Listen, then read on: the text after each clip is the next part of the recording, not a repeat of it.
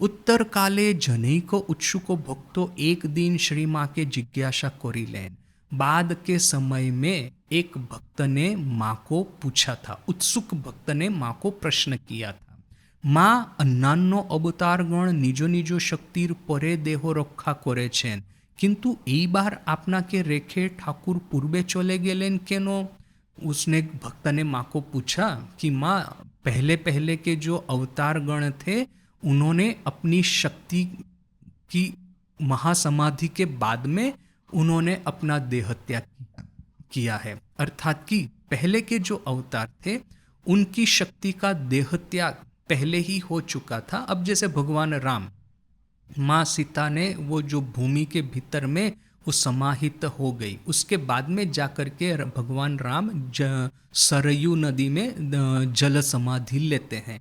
तो पहले माँ सीता का महासमाधि हुआ, देह त्याग हुआ, उसके बाद में भगवान राम देह त्याग करते हैं। तो इस तरह से दूसरे दूसरे अवतारों ने पहले तो उनकी शक्ति का देह त्याग हुआ, उसके बाद में उन्होंने देह त्याग किया है। किंतु ठाकुर पहले ही चले गए और आपको बाद में पीछे रख करके गए, ऐसा क्यों?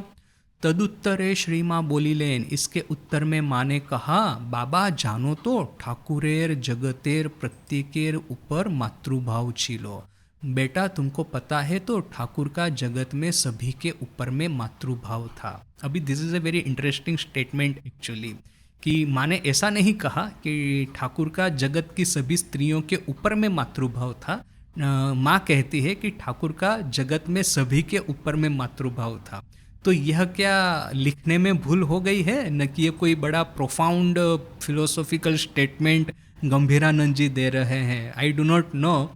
सही में इस तरह के स्टेटमेंट जो आते हैं तो पहले तो यही सोचना पड़ता है कि मैंने बेध्यान होकर के ये लिखा गया है, इसका इम्प्लीकेशन क्या है, ये न समझ करके सीधा सीधी लिख दिया है कि हाँ वो मैंने तो मैंने इट गोज़ विदाउट सेइंग। बहुत बार हम कहते हैं ना कि अच्छा तुम वहाँ पे चले आना, अब ये हम लोग स्पष्ट नहीं करते हैं क्योंकि वो कन्वर्जेशन के भीतर में पता ही है कि वहाँ पे चले आने का क्या अर्थ है। यदि मैं किसी डिवोटी के साथ में वार्तालाप कर रहा हूँ, प्लान कर रहा हूँ कि सुबह को हम यहाँ पे सी शोर है वॉकिंग के लिए जाएंगे, तो मैं बाद में आखिर में कह दूंगा अच्छा तुम 5 बजे वहाँ पे चले आना। मुझे ये स्पष्ट करके कहने की ज़रूरत नहीं है कि 5 बजे समुद्र के किनारे चले आना। It is implied with in the conversation. तो यहाँ पे भी ये क्या इम्प्लाइड है कन्वर्जेशन के भीतर में कि जगत में सभी के प्रति मातृभाव था, अर्थात कि नो डाउट कि स्त्रियों के ऊपर में ही मातृभाव होगा। ये है न कि there is a real profound philosophical concept hidden here, I do not know. तो जो भी है, किंतु ये स्टडी जैसे जैसे हम करते हैं तो वैसे वैसे यह सब हमारे सामने आता है। ये पहली नज़र में नहीं आएगा, पहले रीडिंग में भी नहीं आएगा। ये इस तरह से कैच करना कि अच्छा यहाँ पे बड़ा कुछ लिखा हुआ है, इसका अर्थ समझना होगा। अर्थ समझे ना समझे किंतु ये पकड़ लिया, ये भी आपको पहले रीडिंग में नहीं आएगा, तीसरे चौथे पांचवें 10वें रीडिंग में आएगा। तो यहाँ पे मुझे ऐसा लग रहा है कि समथिंग इज देयर, किंतु आई डू नॉट नो क्या कहना चाहते हैं।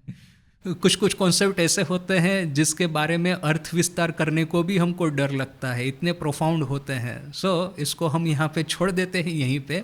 किंतु दिस क्वेश्चन रिमेन्स कि ये बेध्यान होकर के लिखा गया है न कि इसके भीतर में कुछ सही में कुछ है। तो जो भी है, आगे माँ क्या कहती है, शेई मातृभाव जगते विकासेर जन्नो आमा के एबार रेखे गे छेन। तो ठाकुर का जगत में सभी के प्रति मातृभाव था, उसी मातृभाव को इस जगत में विकास हो इसलिए ठाकुर इस बार मुझे रख करके गए हैं। इस अर्थ में कि ठाकुर चाहते थे कि उनके भीतर में जो जगत की स्त्रियों के प्रति, या तो फिर इस तरह से भी हम कह सकते हैं कि ईश्वर के प्रति, ईश्वर को माँ के रूप में देखते थे और माँ के साथ में जो संतान का संबंध था वो ईश्वर और संतान, ईश्वरी और संतान, यह संबंध यूनिक रिलेशनशिप है। जगत में इसका प्रचार करने के लिए ठाकुर मुझे रख करके गए।